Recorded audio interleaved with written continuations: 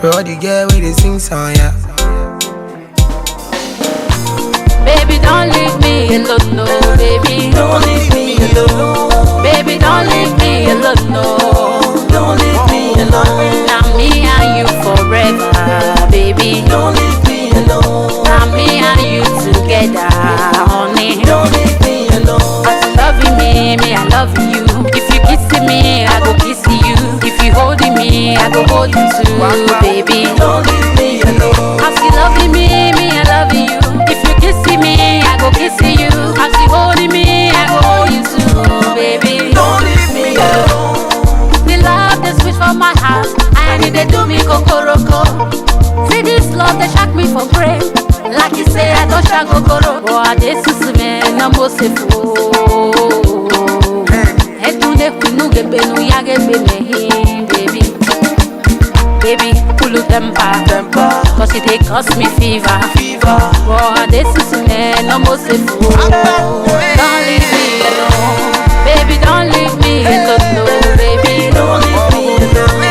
Baby, don't leave me alone, no. Now me and you forever, baby. Don't leave me alone. Now me and you together, honey. Don't leave me alone. As you loving me I love you. If you kissing me, I go kiss you. If you holding me, I go hold you too, baby. Don't leave me alone. As you loving me I love you. If you kissing me, I go kiss you. As you holding me, I go hold you too, baby. Don't leave me alone.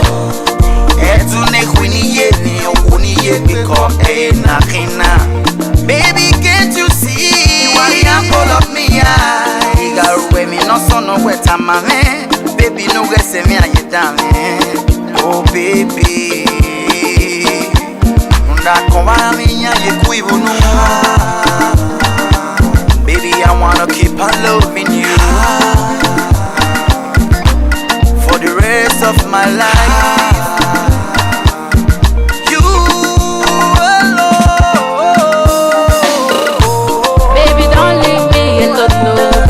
Don't leave me alone. Baby, don't leave me alone, no. Don't leave me alone. Now me and you forever, baby. Don't leave me alone. Now me and you together, honey. Don't leave me alone. As you loving me I love you. If you kissing me, I go kiss you. If you holding me, I go hold you too, baby. Don't leave me alone. As you loving me I love you. If you kissing me, I go kiss you. As you holding me, I go hold you too, baby. Don't leave me alone. Confidente, what would they work out together? Make you not forget, say this love not forever. Boy, this is me, no more say for. Etunde kunuge benu yage bene, baby. Baby, no salo mame. Ege nevi na galeri, akova me ye kuige nu yere, baby. Ogo me wehi, baby. Pulu temper, cause it they cause me fever. Boy, this is me, no more say fool. Don't leave me alone, baby. Don't leave me alone, no, baby. Don't leave me alone. Baby, don't leave me alone, no. Don't leave me alone. Now me and you forever, baby.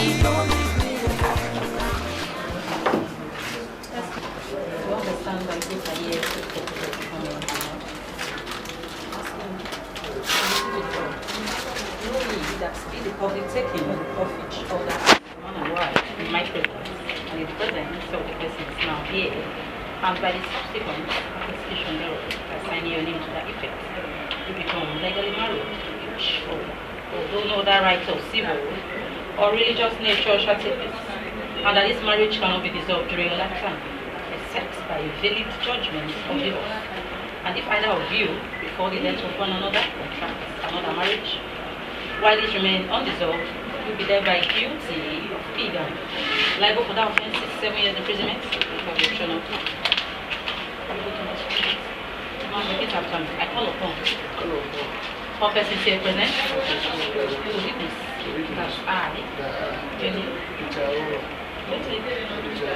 be unlawful wedded wife, to have and to hold from this day forward, for better for worse, for Wish of Okora, sickness and health, to love and to cherish, say your best gospel. Go on, repeat after me. I call upon all persons here present All persons here to present witness to witness that that I, Edith Vbuomwan, take Peter Iworo is my love wedded husband, to be my lovely husband, have and to hold to have and to from this day forward, from this day for better, for worse, for better, for for richer, worse, for poorer, for richer, for sickness poorer, and health, the sickness to and love and health, to cherish, to love and to and to cherish, obey, and to obey. say with the gospel. Face each other, man, take a ring. This is half on a copy, repeat after me. This ring, I the word, with my body, I the worship, and with all my worldly goods, I the endow. Push it in, we want to be same. With this ring, I the word, with my body, I the worship, and with all my worldly goods, I the endow. Push it in, give yourself a symbolic kiss.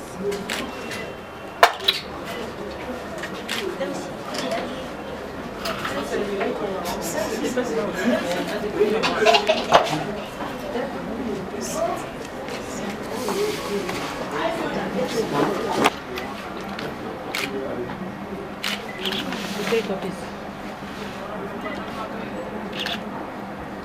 The last one. On top.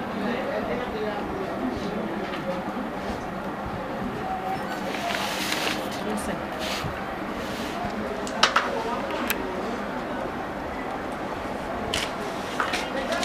In a marking slip. The last copy.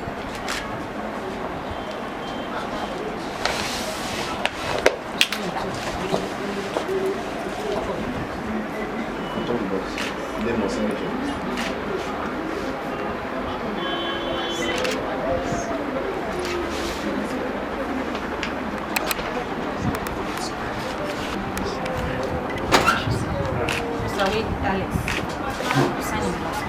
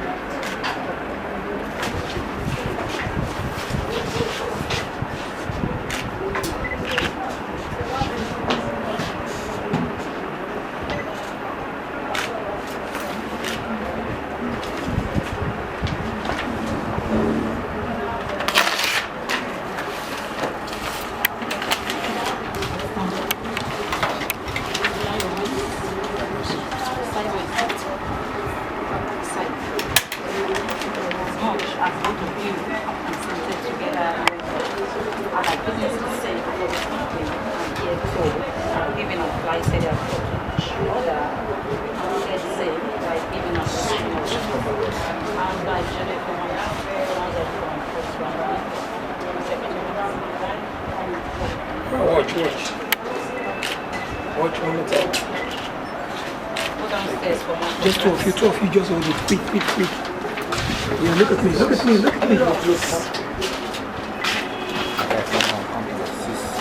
Alright, let's go.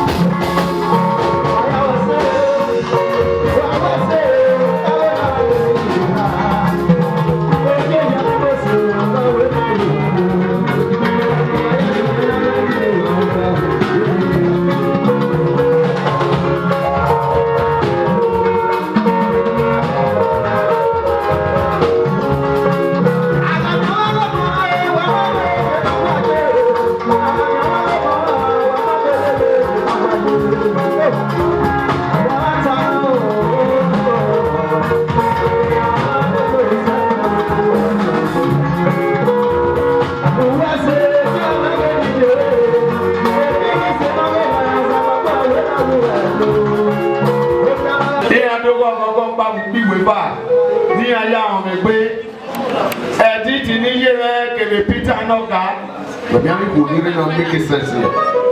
Yeah, they didn't know what I just sat here on you are. Now, wow, and then I'm making sense here. Can you stop one again? I want secretary or secretary anyone. But I will put it enough. You are welcome.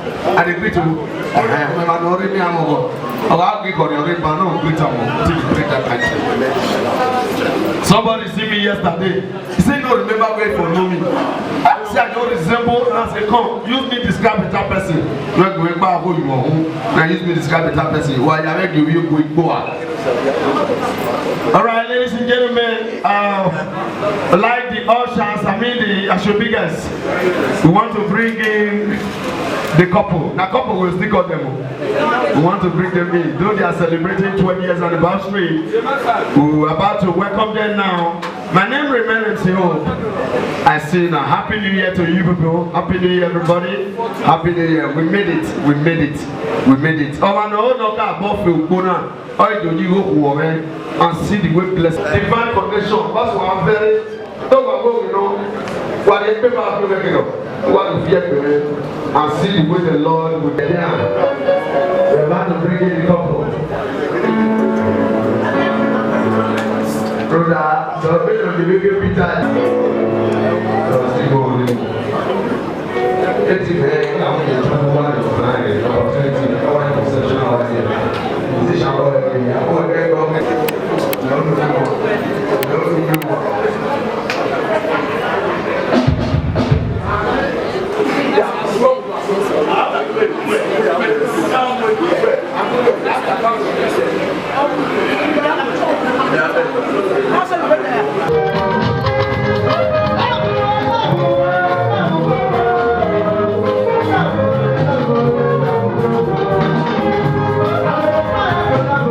Let's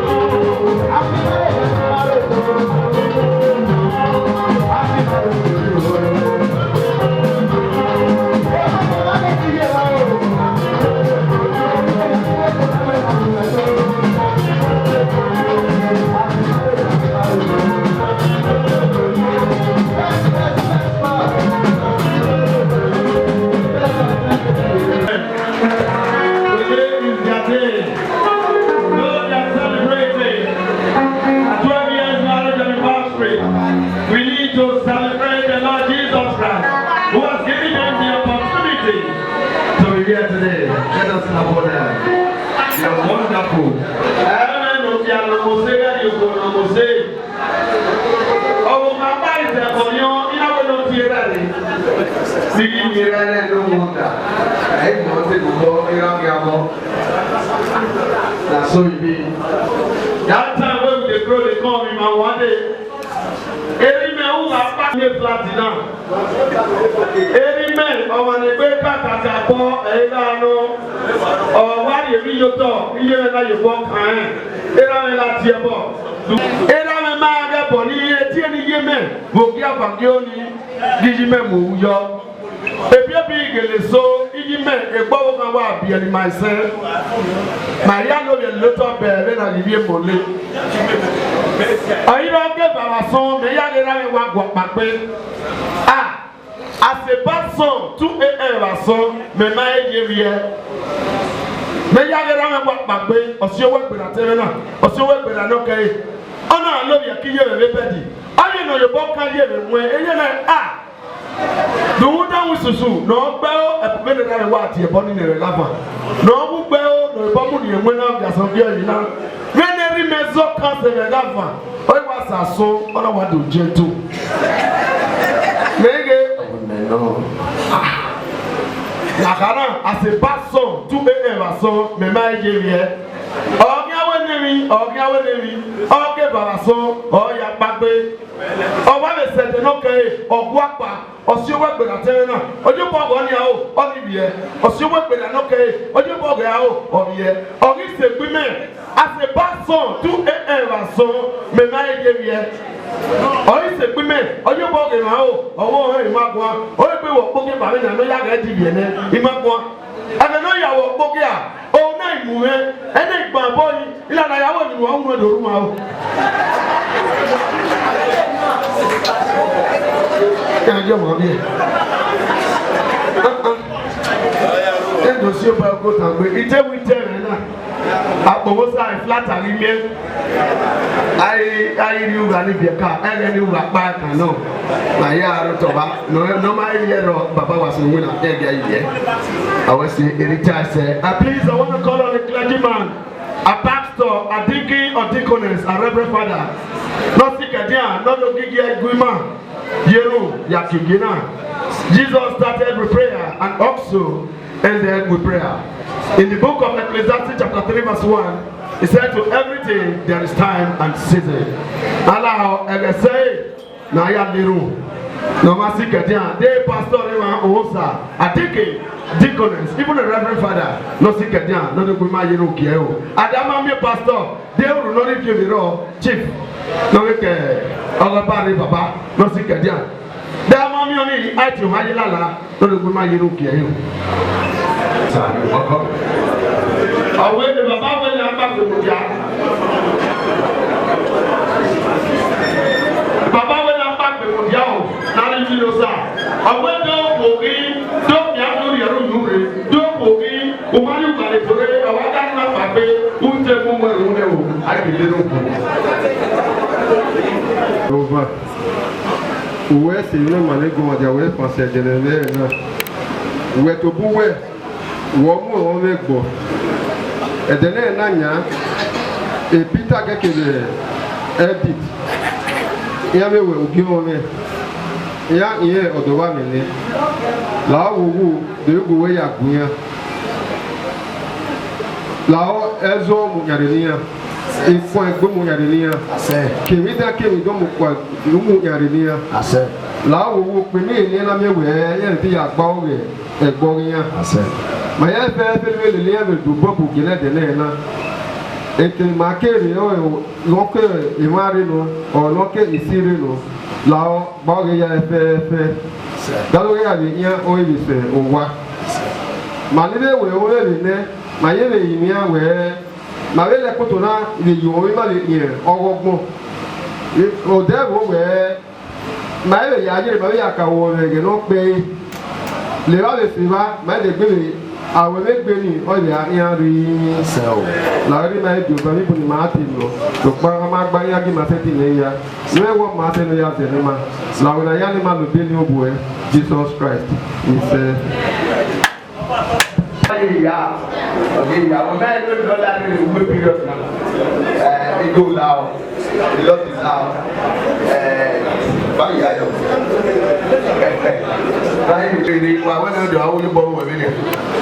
I'm not going to take it again. Ẹgbẹ́ni ẹgbẹ́nà yóò wà ẹgbẹ́ lè pa ibẹ̀ ọmọ yìí nọ́kẹ́ òbíà òbúrẹ́ kiri ẹgbẹ́ni ẹgbópi ọba gẹ́gẹ́gbẹ́ Gabriel Aghahowa Vbuomwan nọ́kẹ́ ìjọ parí kò ká òun adé local government area Edo. Ìyàwó ẹni ló yà wèwè sáyọ̀ ìrìyàn nígbò ìpèdè ojúgi ń pìwé bá ní ayé àwọn ìpé the money worker a money mosefo a governor to be baba with a smile ọgbẹ́wẹ́ for one year iye ló gbogbo gbàdùn ní pancake níyẹ Mrs. Edith Aghahowa Vbuomwan Kebe Baba with a smile, a governor to be. Come repeat it. Aghahowa Vbuomwan. I'm talking about the families of late Pamoyi, late Ebe Amoyi, all the way from Ogeudu community, and the families of Gabriel Aghahowa Vbuomwan, all the way from Idokpa community here in one local government area for the state. We are talking about the registry, 12 years celebration, 12 years marriage anniversary of their children, Mrs. Edith Aghahowa Vbuomwan and Mr. Peters Aghahowa Vbuomwan. Can we jam those hands together for them?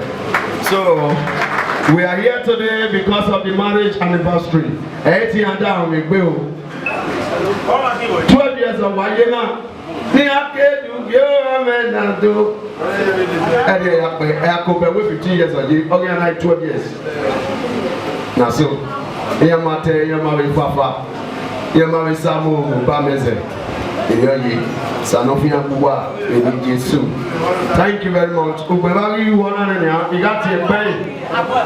Na gbedo kudie gbuyan sudiedo. I came here where I saw a take a little bit. Yet to boy, Obiwa, or Tiwa, or young Benjamin and the net. Or money, or Sabah, aka as a boy. And when I was stage of Payoton, I told you, boy, here, well, I can do. Again, another I go to hotel and suit. Already, 100 million euro. I work with Upper Mission Station Junction there by Ohando Police Station. Ogami the hotel. About the man as you get do. As a boy on stage, 5th January. This coming Sunday. Thank you very much.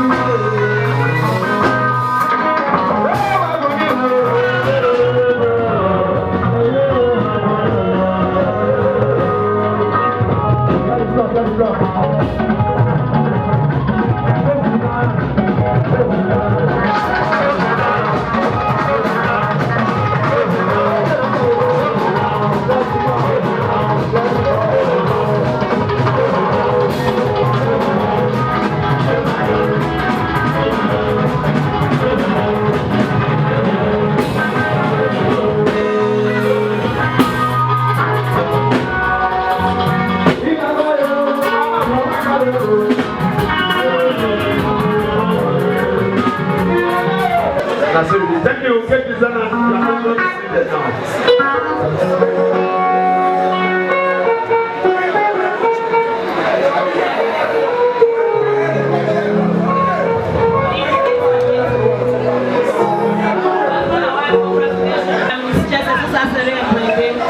I'm the cake designer. So the cake has two colors. White means spiritual. White is what means blessed. They are blessed already.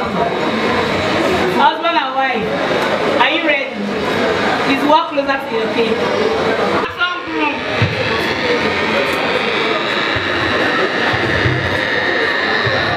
The best couple of the year.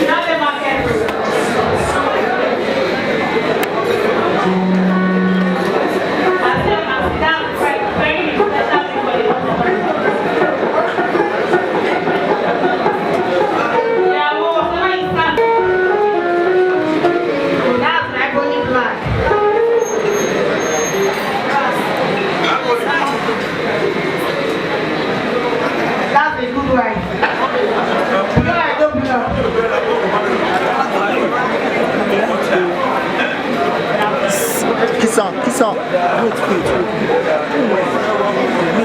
Donc il va te couper boss. Yo, des zoom, yo des zoom. Yo des zoom, yo zoom yo. Moi na kana, ana te zoom yo.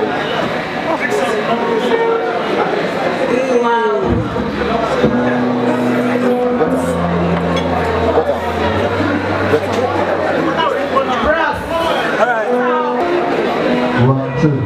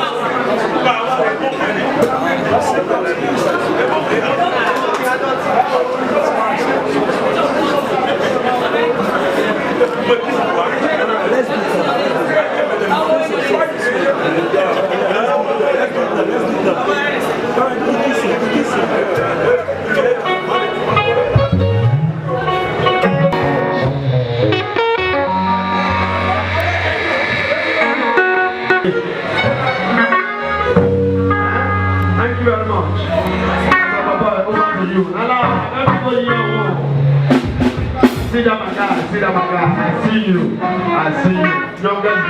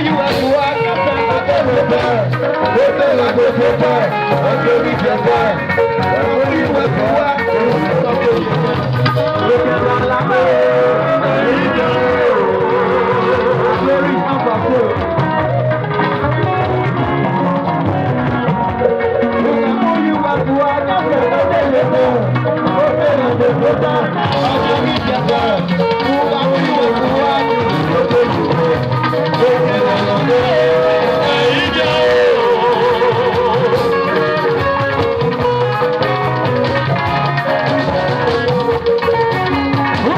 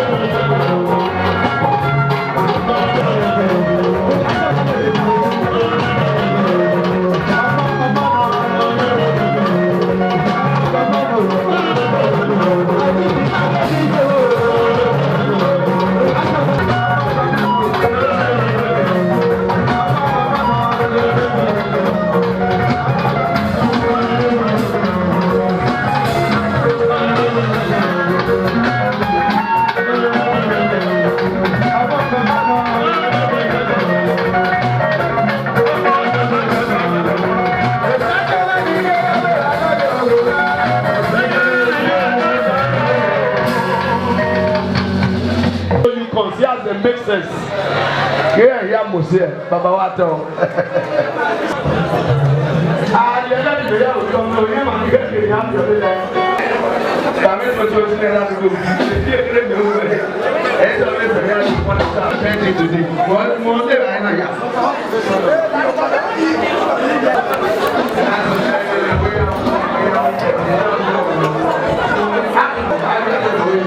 Sister Joy, Alpha.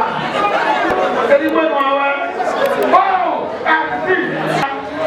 if you don't buy a community of one, the I'm not saying you but the only 1,000 naira not you know, let's say if you go 20 naira and I'm happy messy. This is very bad. That was the job for me.